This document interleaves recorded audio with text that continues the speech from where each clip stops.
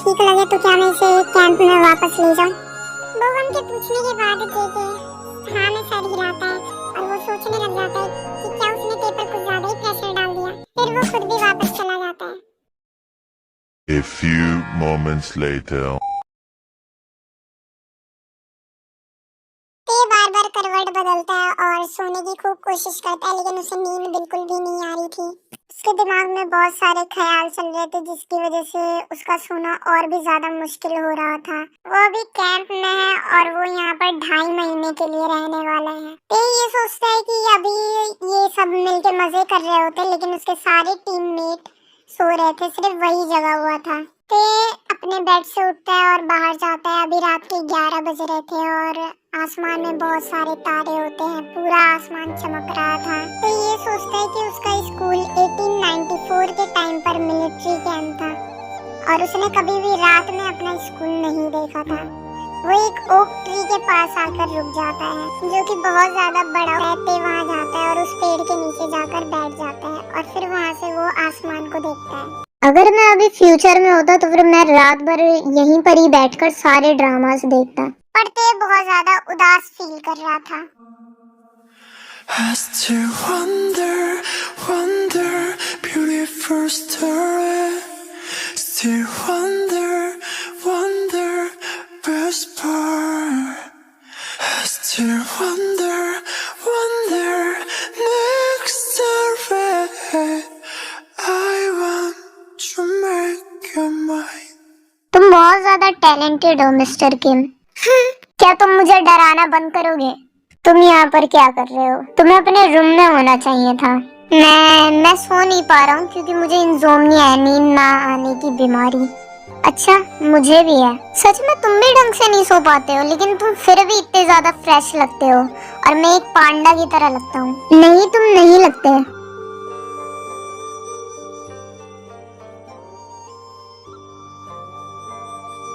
सच में? तो फिर क्या मैं क्यूट लगता हूँ? नहीं, तुम ज़ॉम्बी की तरह लगते हो।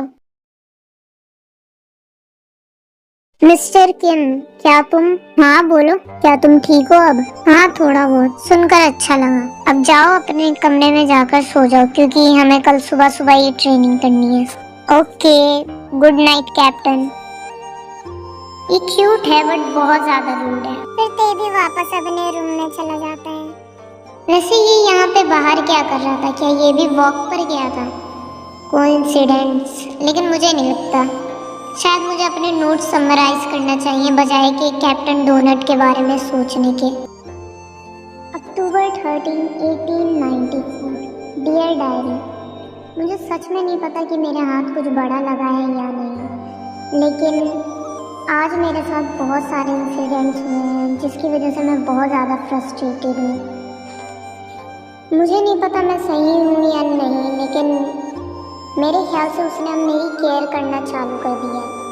मेरा मतलब ये है कि वो कभी भी मेरे साथ ऐसे नहीं रहा, लेकिन वो फॉरेस्ट वाले इंसिडेंट में उसका चेहरा बहुत ज़्यादा वरीड था। उसे देखकर लग रहा था कि उसे मेरी चिंता है, और ये सब देखकर मेरा दिल धड़कने लगा। ओह गॉड, मुझे नहीं पता कि मैं कुछ ज़्यादा ही सोच रहा हूँ या फिर मैं सच में ही कुछ ज़्यादा ही सोच रहा हूँ। क्या पता वो सिर्फ और सिर्फ मेरे फादर के ऑर्डर्स पे चलने की कोशिश कर रहा है। हाँ, ऐसा ही होगा शायद। पर क्या ये बुरा होगा अगर मैं सोचूं कि वो सच में ही मेरी चिंता करता है? मैं कम से कम ये महसूस करना चाहता हूँ कि कोई मेरी चिंता करता है, एटलीस्ट एक बार तो सही। मैं बस ये इच्छा कर रहा हूँ कि अगला दिन बेहतर होगा। फ्रस्ट्रेटेड तेयो।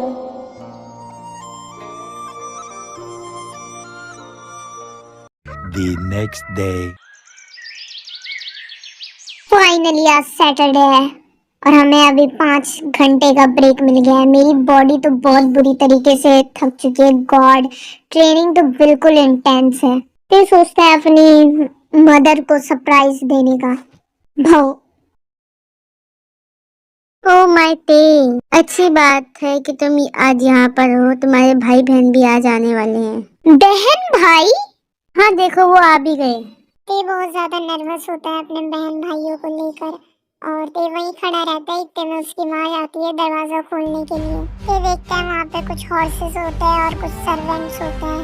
तेको पता था कि वो सब रिच हैं, लेकिन उसने कभी इस टाइप की रॉयल्टी को एक्सपीरियंस नहीं किया था। ओप्पा! एक लड़की भागते हुए ते की तरफ आती है और उसे गले लगा लेती है। क्या तुमने मुझे मिस किया? क्या सच में? ओह, मैंने भी तुम्हें मिस किया। शायद ये मेरी छोटी बहन है। कुछ नहीं कहता, बस उसे एक स्माइल देता है।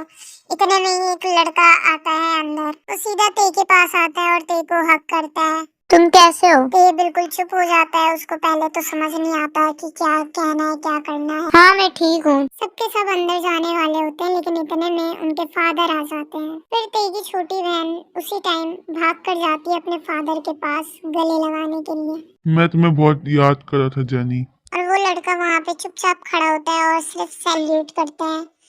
और ते का फादर कुछ भी रिस्पॉन्स नहीं करता, बस सर हिलाता है। इतने में ते की मदर आती है और उसे गले लगाती है। इन सब पर ध्यान मत दो यूंगी, मुझे पता है उन्होंने तुम्हें भी मिस किया है। फिर जेनी आकर उससे पूछती है, ओप्पा क्या आप ठीक हो? ओह, तो ये मेरा बड़ा भाई है। ये सब बहुत ज्यादा अजीब था। मेरा मतलब मैं समझ सकता हूँ कि उसने फादर को सैल्यूट किया क्योंकि वो जनरल है, लेकिन अपने बेटे का स्वागत करना ये कोई बड़ी बात तो नहीं है। खैर छोड़ो, मुझे अभी कुछ घंटों में यहाँ से निकलना पड़ेगा अपने मिशन के लिए, क्योंकि मुझे ये जानना है कि अभी कैप्टन डोनट क्या कर रहा होगा। A few moments later. Good morning captain. अभी दोपहर हो रही है और क्या तुम्हें दरवाजे पर नॉक भी करने नहीं आता? Okay, take 2। ये कहने के बाद ते वापस चला जाता है और 5 सेकंड के अंदर फिर वापस भी आ जाता है और फिर बिना रुके अंदर भी आ जाता है। ये सब देखकर जेके मुस्कुराता है। बताओ मैं तुम्हारे लिए क्या कर सकता हूँ? ठीक है, तो क्या तुम मेरे लिए अमेरिकानो और पिज्जा ले आओगे? ते ये बोलने के बाद अपने पैर टेबल पर रख देता है और ये करने के बाद जेके उसे गुस्से से घूरता है और फिर ते सीधा बैठ जाता है। नहीं सीरियसली, मैं यहाँ पे कुछ कहने ही आया था। हाय। सॉरी क्या? मैंने कहा हाय। देखो मिस्टर किम, मैं एक बिजी रहने वाला इंसान हूँ और मेरे पास तुम्हारे फालतू के मजाक के लिए टाइम नहीं है। और अगर तुम्हें कोई जरूरी बात नहीं करनी है तो फिर तुम यहाँ से जा सकते हो। और ये बोलने के बाद फिर जेके अपने काम पे लग जाता है। पर एक सिंपल हाय भी इम्पोर्टेंट हो सकता है। तुम जानते ही होगे कुछ लोगों को किसी की जरूरत होती है बात करने के लिए, स्पेशली तब जब उन्हें स्ट्रेस हो रहा होता है। और हाँ, एक और बात, मेरे पापा ने बोला था तुम्हें मेरा ख्याल रखने के लिए, लेकिन मुझे किसी की भी जरूरत नहीं है। और तुम्हारे पापा ने सिर्फ और सिर्फ मुझे तुम पर नजर रखने के लिए बोला था ताकि तुम सारी ट्रेनिंग अटेंड करो।